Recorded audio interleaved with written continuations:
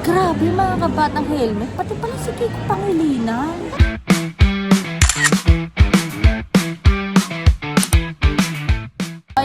Ayan nga yung picture na nilabas ng 18, Malita.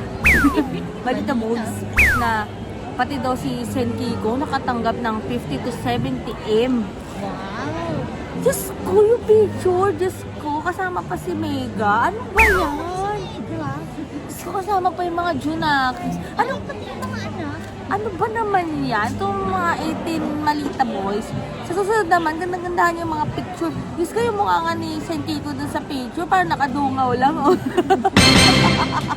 So ayan nga mga batang helmet, Diyos ko dahil magpapaloko ba kayo sa ganyang klaseng panloloko? Diyos ko, harap-harapan na kayong ginagawang tanga. Tanga naman talaga.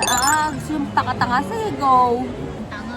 Diyos ko, mga muntanga, nakakaloko. Meron namang, may AI, di ba? May Canva Plus, may, Diyos ko, may mga premium. May sana ginandahan nyo naman, di ba? Yung picture. Ayun nga, Bijoga pa, yung picture na yan. Yung yata nung bumisita si Sen Kiko sa Mindanao, sa Marawi nga yata yun. Sinama na rin niya si Mega, pati yung mga Junakis nila para magbigay pasasalamat sa mga sumuporta kay Sen Kiko. Diyos ko, nagpasalamat lang sa Mindanao. Sinama nyo pa sa maleta nyo.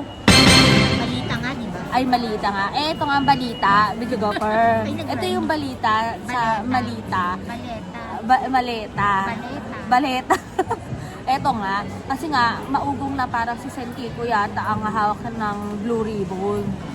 Kaya pala siguro, no?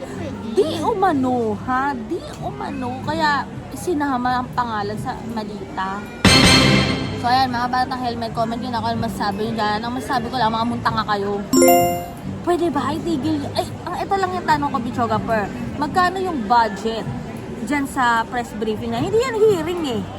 Hindi hearing yan. Hindi mo masasabing hearing yan, mga kabatang helmet. Ano yan? Meet up? Meet and greet. Bagay sa inyo, meet and greet.